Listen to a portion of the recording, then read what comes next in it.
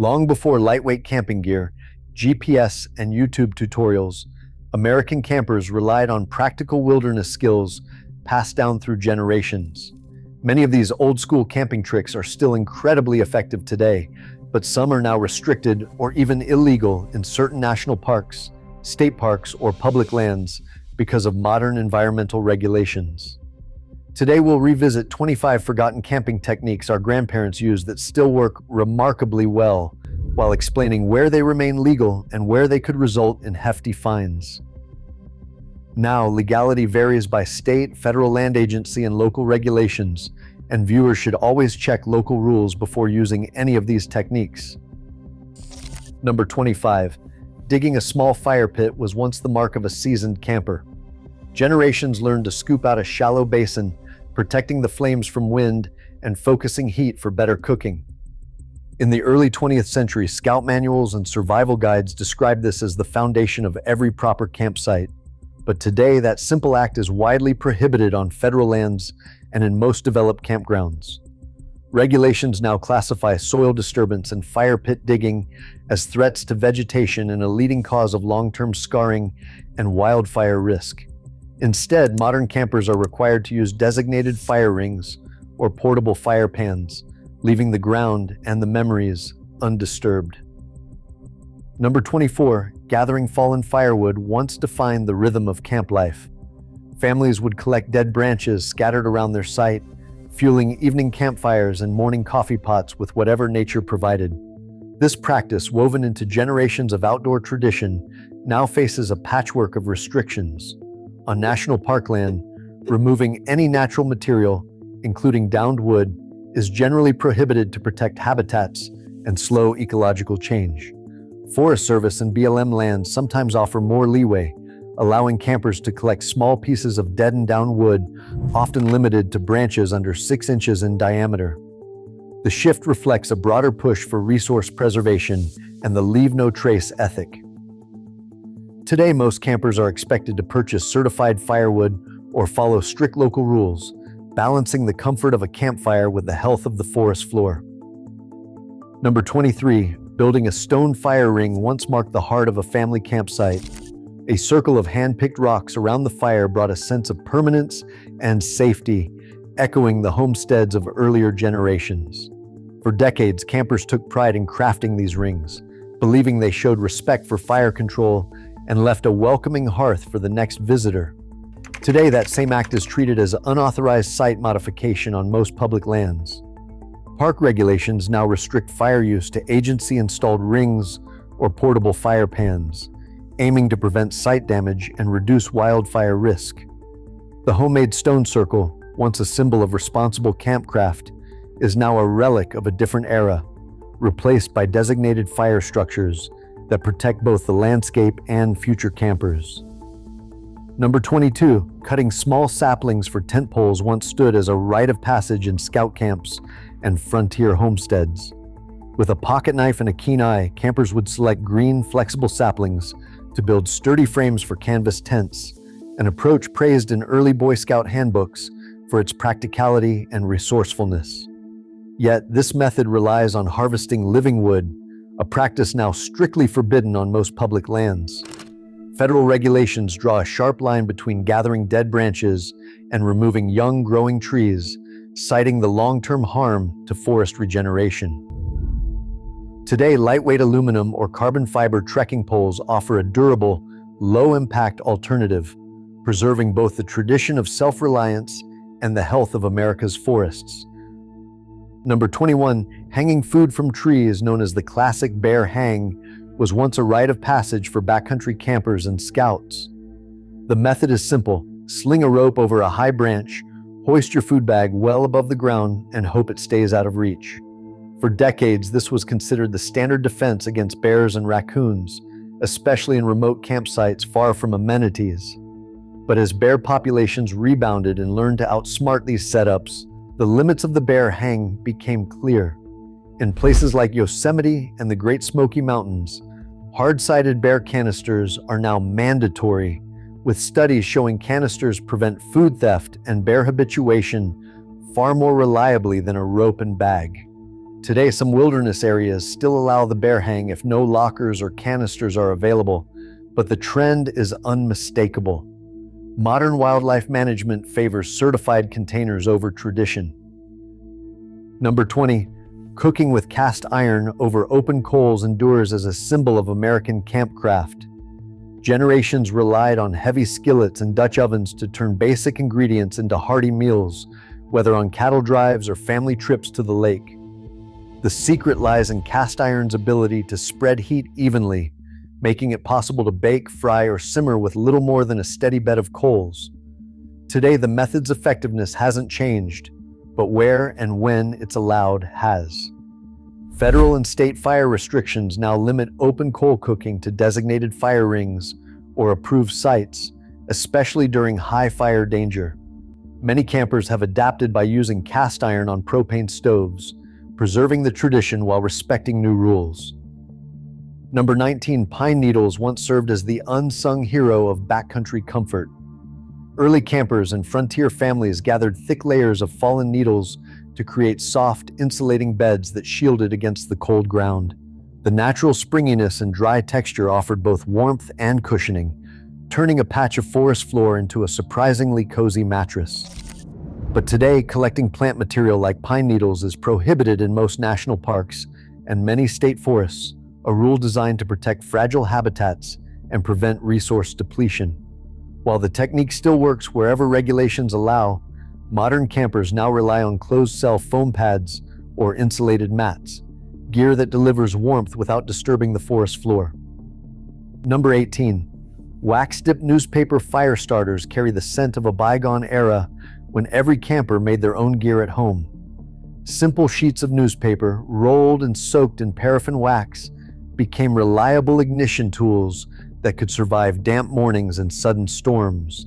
These homemade starters offered a cheap, effective way to guarantee a fire, provided fires were allowed at all. Today, the main legal hurdle is not the starter itself, but whether an open flame is permitted at your campsite. Where fires are legal, wax-dipped newspaper still rivals any commercial fire stick or cube, burning hot and long enough to catch even stubborn wood. While modern alternatives fill store shelves, the old wax paper method remains a testament to practical ingenuity, waiting quietly in the bottom of a tin, ready for the next spark. Number 17, the homemade coffee can camp stove stands as a monument to Depression-era resourcefulness. With nothing more than an empty metal can and a pocket knife, campers fashioned makeshift stoves that could boil water or heat a simple meal. Before commercial backpacking stoves became widespread, this DIY approach offered a lightweight, affordable solution when weight and space were at a premium. Yet, the same ingenuity that made these stoves popular also brought risk. Unstable bases, unpredictable flames, and stray sparks led to more than a few close calls. Today, many public lands restrict or outright ban improvised stoves, citing fire danger and safety concerns. Modern canister stoves now offer a safer, more controlled flame, but the coffee can stove remains a vivid example of how necessity once shaped the American camping experience. Number 16, banking the campfire overnight was once a trusted ritual for homesteaders and seasoned campers. By piling ashes and covering hot coals with earth, they preserved enough heat to rekindle a fire at dawn. No matches needed, no wasted time. This technique brought real convenience to early mornings on the trail, especially before lighters and propane stoves became standard gear. But the same glowing embers that made life easier also held hidden risks. Modern fire codes now require every campfire to be fully extinguished before leaving or sleeping, citing the danger of windblown embers and overnight flare-ups. Today, leaving a fire banked and unattended is not just discouraged, it's prohibited in nearly all developed campgrounds, with fines and strict enforcement. Instead, campers are urged to douse every last coal and relight with approved stoves or starters, trading tradition for the safety of the wild. Number 15. Following animal trails once stood as a time-honored shortcut for frontier travelers and seasoned campers. These winding paths carved by deer or elk often led to water sources or natural passes, offering a practical guide through dense forests and unmarked wilderness. In open country, reading the land through wildlife movement could mean the difference between a safe journey and a night lost in the brush. But animal trails don't always lead where a camper intends. They can wind into fragile habitat, steep gullies, or even the heart of a thicket. Today, leave no trace principles and federal trail use policies urge hikers to stick to marked routes, protecting both habitat and hiker. Modern navigation tools, maps, compasses, GPS offer safer, more reliable options, but the old instinct to trust the wisdom of wildlife still lingers in the American backcountry. Number 14. Storing food underground once stood as the camper's answer to the lack of refrigeration. By digging a shallow pit and placing food below the surface, early travelers could take advantage of the Earth's steady, cool temperature to keep perishables from spoiling. This method offered a practical, low-tech solution in an era before insulated coolers and bear-proof canisters. Yet the same ground that chilled food could also turn soggy in wet weather, spoil supplies, or attract curious wildlife. Today, most national parks and forests prohibit burying food due to sanitation risks and the danger of drawing bears or rodents into campsites. Instead, hard-sided bear canisters, food lockers, or modern coolers are now the standard, protecting both campers and the wild places they visit. Number 13, building a shelter from cedar or pine boughs stands as one of the most iconic survival skills passed down through generations. Early campers and pioneers relied on the dense, aromatic branches of evergreens to create quick, weatherproof shelters, layering boughs over a simple frame for insulation and rain protection. Field manuals from the early 1900s treated this method as essential knowledge, especially in emergencies. Yet harvesting live branches is now strictly forbidden on federal lands, with regulations aimed at protecting tree health and forest regeneration. Cutting boughs without a permit can bring fines and lasting ecological impact. Today, a synthetic tarp or emergency bivvy offers a similar shield without harming the landscape, preserving both the skill's spirit and the forest's future. Number 12. Cooking fish on green sticks recalls the essence of wilderness ingenuity, a method passed down from riverbank campouts and early scout handbooks. The process is simple.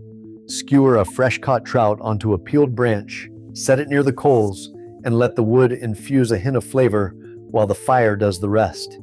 Traditionally, campers reach for green, freshly cut willow or alder, prized for their strength and moisture content. But on today's public lands, harvesting live branches is strictly regulated. Federal rules protect living trees, making it illegal to cut green wood without a special permit.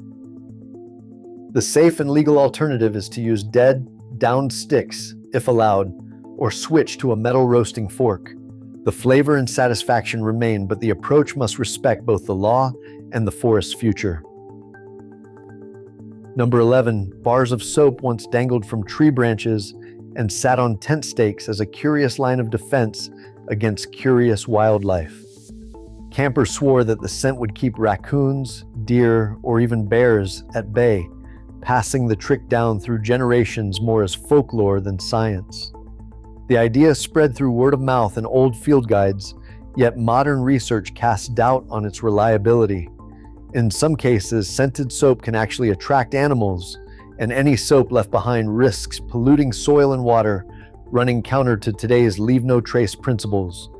While the method lingers in campfire stories, the modern answer lies in careful food storage and keeping all scented items secured, ensuring both wildlife safety and a cleaner campsite. Number 10.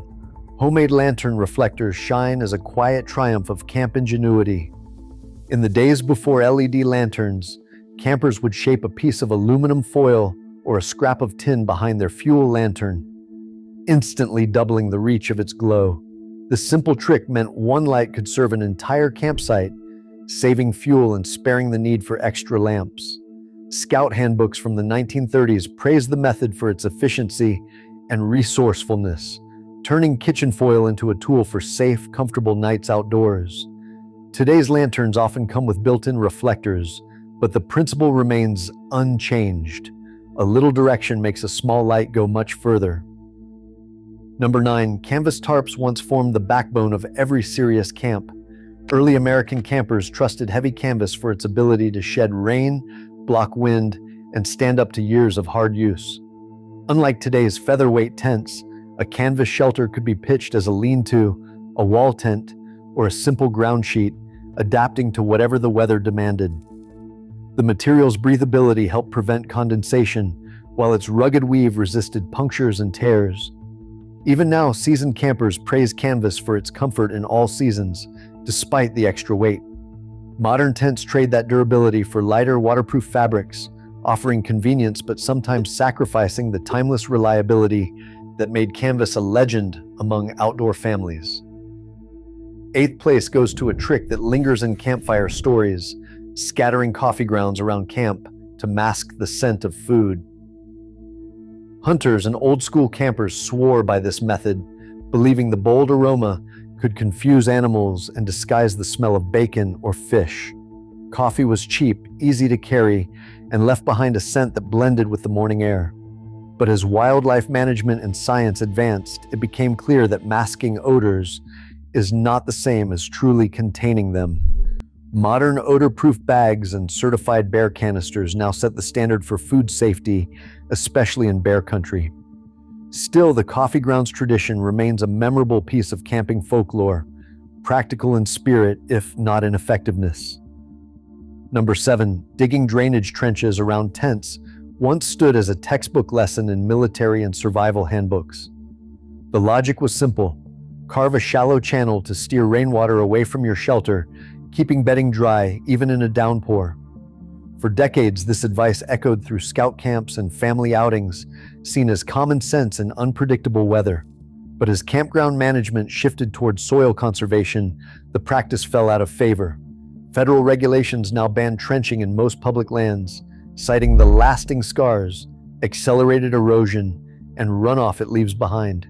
Instead, today's campers are urged to choose naturally well-drained sites, angle tarps, or use raised footprints, solutions that protect both comfort and the landscape for those who follow. Number 6, cooking in foil directly on campfire coals remains a cornerstone of family camping lore. Generations wrap potatoes, fish, or garden vegetables in aluminum foil, nestling the packets right into the glowing embers. The method offers a complete meal with almost no cleanup, relying on the steady heat of coals to steam and roast food evenly. But its practicality depends entirely on where campfires are legal. Federal and state rules now limit open fires to designated rings, and strict fire bans can shut down the tradition in a heartbeat. For those lucky enough to camp where fires are permitted, foil pack cooking still delivers that unmistakable campfire flavor, though it demands careful attention to hot spots and food safety. Modern alternatives like reusable cooking pouches or portable stoves offer a safer, more sustainable twist. But the memory of foil dinners around the fire endures wherever the rules allow. In the 5th place, the homemade rope clothesline stands as a quiet staple of classic camp life.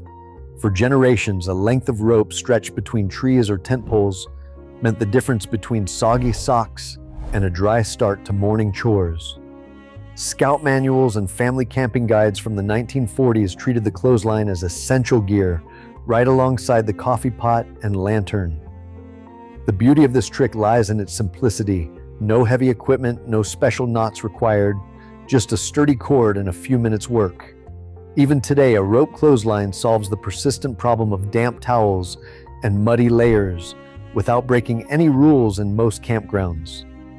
Modern campers sometimes swap out the old hemp rope for ultralight Dyneema cord or use removable stakes to avoid harming trees, but the principle is unchanged. A simple line, well placed, still brings order and comfort to any campsite, proving that not every old-school hack has faded into the past. Number 4, the humble coffee can once reigned as the Swiss Army knife of the American campsite. Depression-era families and frontier travelers packed a single metal can, knowing it could serve as a pot for boiling water, a pan for frying bacon, a bucket for hauling creek water, or a safe spot to stash dry matches and beans. This ordinary item became a symbol of thrift and adaptability, prized for its ability to handle nearly every chore with nothing but a wire handle and a little imagination. Even as modern camping gear has shifted toward lightweight nesting pots made from titanium or aluminum, the principle behind the coffee can endure: maximum usefulness from the simplest tools. For practical campers, the lesson still holds. Versatility and resourcefulness often matter more than fancy equipment, and sometimes one old coffee can is all you need to get by in the wild. Coming to the top 3, waterproofing matches with candle wax remains a quiet triumph of camp preparedness. Long before waterproof matches lined store shelves, campers and scouts learned to dip ordinary matches in melted candle wax, sealing each stick against rain, humidity, or a sudden dunk in the creek. The wax forms a protective layer that keeps moisture out, preserving the match's ability to strike even after days in a damp pack. This method found its way into early Boy Scout handbooks and survival manuals, where a pocket full of wax matches was considered essential gear for any overnight trip. The beauty of this hack lies in its simplicity. Just a few minutes at home can turn a box of kitchen matches into a reliable fire-starting kit that costs next to nothing. Even today, wax-coated matches compete with the best storm-proof options, offering peace of mind without the price tag.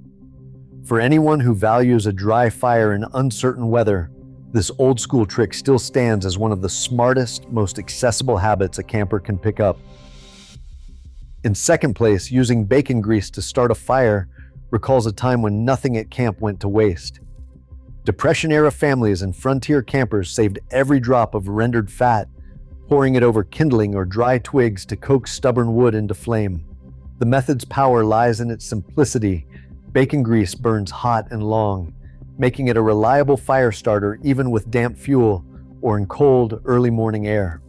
Stories from the Appalachian Hills and Great Plains describe this as the secret weapon for breakfast fires, passed down through generations who valued thrift above all.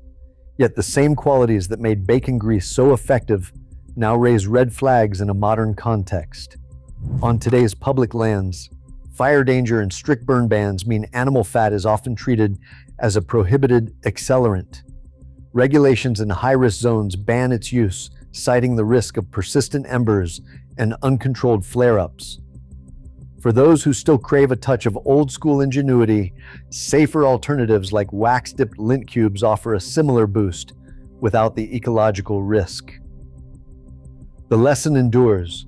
Resourcefulness never goes out of style, but responsibility shapes how it's practiced in America's wild places. And finally, in first place, Dutch oven cooking over campfire coals stands as the enduring heart of American camp cuisine. For homesteaders, scouts, and seasoned campers, the cast iron Dutch oven was never just a pot, it was a complete kitchen, capable of baking bread, simmering stews, or turning out a bubbling cobbler in the middle of the woods. The genius lies in the physics of cast iron.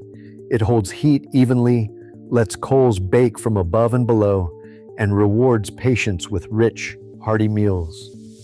Early 20th century manuals and scout handbooks treated the Dutch oven as essential gear, and its reputation only grew with each generation that gathered around a glowing bed of embers.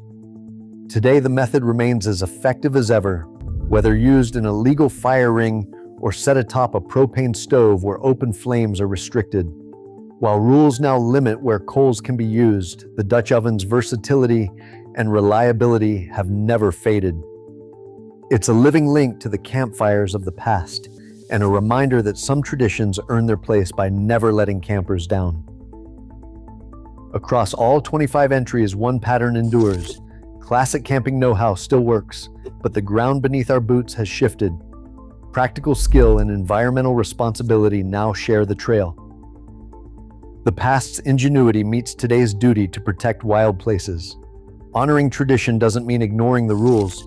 It means blending old wisdom with new respect. That's how the outdoors remains a legacy worth passing on. Which hack surprised you most? Let us know below.